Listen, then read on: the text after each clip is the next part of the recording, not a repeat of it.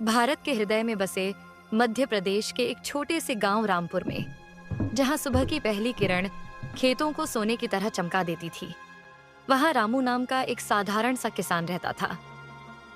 लेकिन उसकी कहानी साधारण नहीं थी।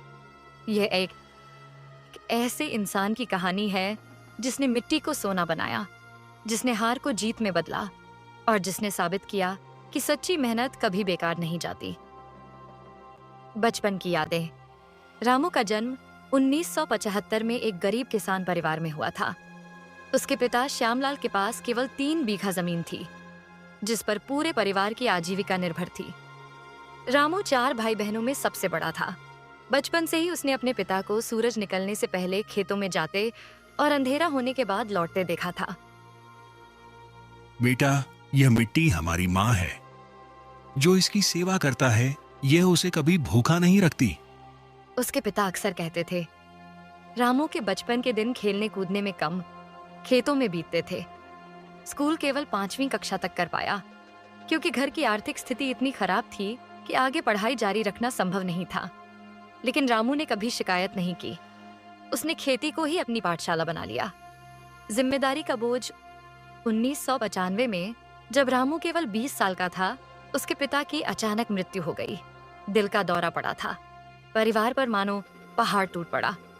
रातों रात रामू के कंधों पर पूरे परिवार की जिम्मेदारी आ गई। माँ, 2 छोटे भाई और एक बहन। उस रात जब सब सो गए थे, रामू अपने पिता के खाली बिस्तर के पास बैठा रोया। लेकिन सुबह होते ही उसने अपने आंसू पोंछे और खेतों की ओर निकल पड़ा। उसने प्रण किया कि वह अपने परिवार को संभालेगा, चाहे कुछ भी हो जाए। दिन कठिन थे। 3 बीघा जमीन से पूरे परिवार का भरण पोषण करना आसान नहीं था। रामू दिन में खेतों में काम करता और शाम को गांव के जमींदार के यहाँ मजदूरी करने चला जाता। कभी कभी तो वह 2-2 दिन बिना सोए काम करता रहता। गीता का आना। 1998 में रामू की शादी गीता से हुई। गीता एक सरल, मेहनती और समझदार लड़की थी। उसने रामू के परिवार की स्थिति जानते हुए भी शादी के लिए हाँ करती थी। शादी के बाद गीता ने घर और खेत दोनों को संभाला। वह सुबह 4 बजे उठकर घर का काम निपटाती और फिर रामू के साथ खेतों में काम करने चली जाती। हम साथ हैं तो हर मुश्किल आसान है, गीता अक्सर कहती थी। 2000 में उनके घर बेटा मोहन का जन्म हुआ और 2003 में बेटी राधा का। 2 बच्चों के आने से जिम्मेदारियां और बढ़ गईं, लेकिन साथ ही घर में खुशियों की किलकारी भी गूंजने लगी। संघर्ष के वश 2008 से 2009 का साल रामू के जीवन का सबसे कठिन दौर था। पूरे क्षेत्र में भयंकर सूखा पड़ा। महीनों तक बादल का एक टुकड़ा भी आसमान में नहीं दिखा। रामू के खेत सूखकर रेगिस्तान जैसे हो गए। गेहूं की फसल पूरी तरह बर्बाद हो गई। एक रात जब घर में खाने के लिए कुछ नहीं था, गीता ने चुपचाप रोते हुए कहा, अब क्या होगा? हम हार नहीं मानेंगे। यह धरती हमारी परीक्षा ले रही है। हम साबित करेंगे कि हम इस लायक हैं। उस रात रामू ने एक फैसला किया। उसने अपनी माँ की एकमात्र सोने की चेन और गीता के मंगलसूत्र को बेचकर कुछ पैसे जुटाए। उसने सरकारी बैंक से कर्ज लिया और एक बोरवेल खुदवाने का फैसला किया। नया सवेरा। बोरवेल खुदवाना आसान नहीं था। पहली बार 150 फीट खोदने के बाद भी पानी नहीं मिला। रामू के पड़ोसी और रिश्तेदार उसे पागल कहने लगे, लेकिन रामू ने हार नहीं मानी। उसने अपने बैल बेच दिए और फिर से बोरवेल खोदने के लिए पैसे जुटाए। 280 फीट की गहराई पर आखिरकार पानी मिल गया। जिस दिन बोरवेल से पानी निकला, रामू की खुशी का ठिकाना नहीं रहा। उसने धरती को माथे से लगाया और आंखों में आंसू लेकर कहा, माँ, तुमने मेरी परीक्षा ली और मैं खरा उतरा। अब उसके खेतों में पानी की कमी नहीं थी। उसने फिर से बीज बोए। धीरे धीरे हरियाली लौटने लगी। लेकिन रामू जानता था कि केवल पानी काफी नहीं है, उसे नए तरीके अपनाने होंगे। ज्ञान की तलाश। रामू ने गांव के कृषि विभाग के अधिकारी से संपर्क किया। वहां उसे पता चला कि जैविक खेती एक बेहतर विकल्प है। उसने अपने खेत के एक कोने में केंचुआ बनाने की इकाई लगाई। शुरुआत में गांव वाले उसका मजाक उड़ाते। रामू पागल हो गया है, केंचुओं से खेती करने लगा है। भला केंचुए से भी खेती होती है क्या? लोग उसे पर हंसने लगे।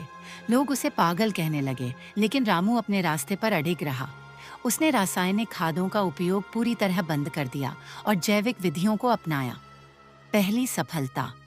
2010 की रबी की फसल रामू के जीवन की पहली बड़ी सफलता थी।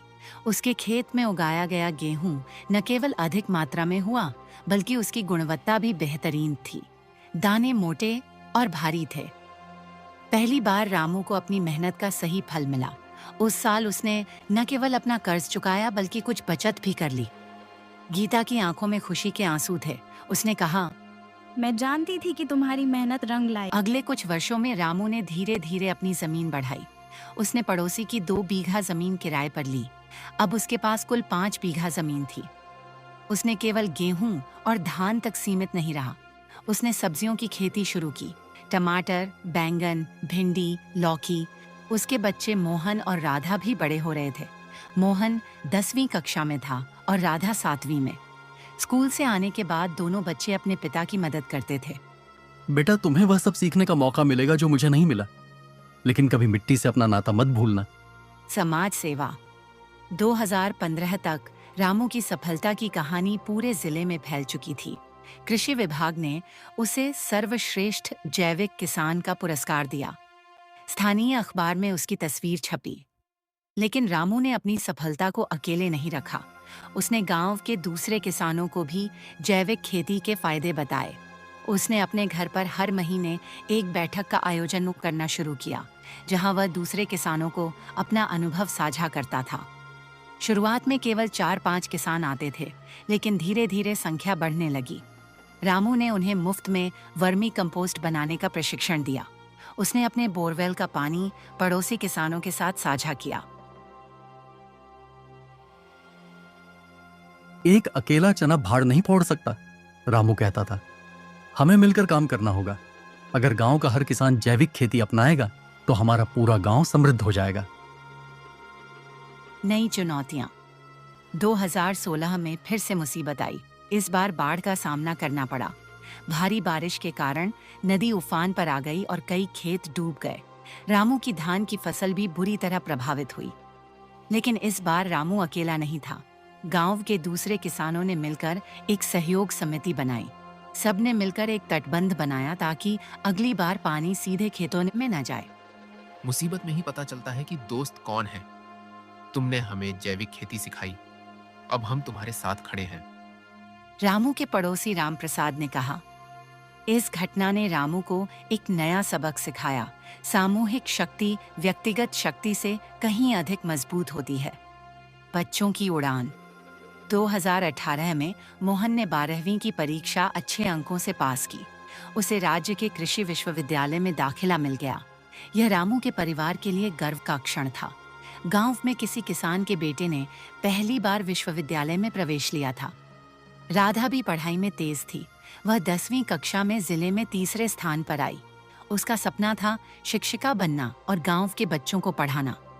रामू और गीता अपने बच्चों की उपलब्धियों से बेहद खुश थे। उन्होंने कभी नहीं सोचा था कि उनके बच्चे इतनी ऊंचाई तक पहुंचेंगे। सब धरती माँ का आशीर्वाद है। उसने हमारी मेहनत का फल दिया।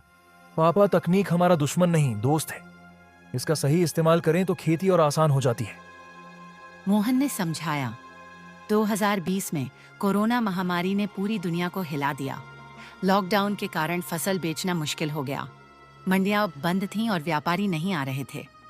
रामू ने इस संकट को अवसर में बदलने का फैसला किया। उसने गांव के 50 किसानों को मिलाकर एक किसान उत्पादक संगठन FPO बनाया। सबने मिलकर अपनी उपज को सीधे शहर के उपभोक्ताओं तक पहुंचाने का रास्ता निकाला। 2021 में रामू को राज्य सरकार द्वारा कृषि रत्न पुरस्कार से सम्मानित किया गया। राज्यपाल ने खुद उसे पुरस्कार दिया। यह रामू के जीवन का सबसे बड़ा पल था। मंच पर खड़े होकर रामू ने कहा, मैं एक साधारण किसान हूँ। मैंने केवल अपनी धरती से प्यार किया, उसकी सेवा की। यह पुरस्कार उन सभी किसानों के लिए है जो दिन रात मेहनत करके इस देश का पेट भरते हैं। पापा, मैंने जो कुछ सीखा है उसे अपने गांव में लागू करना चाहता हूँ। मोहन ने कहा। रामू के दिल में खुशी की लहर दौड़ गई। उसका बेटा शहर की चकाचौंध को छोड़कर मिट्टी की खुशबू चुन रहा था। मोहन ने गांवों में युवा किसान प्रशिक्षण केंद्र खोला। वह गांव के युवाओं को आधुनिक खेती के तरीके सिखाता था। खेती को बोझ नहीं है, व्यवसाय समझो। मोहन अक्सर कहता था, यह कोई पिछड़ा पेशा नहीं है, बल्कि सबसे जरूरी और सम्मानजनक काम है। इस तरह रामू एक सफल किसान बन गया था।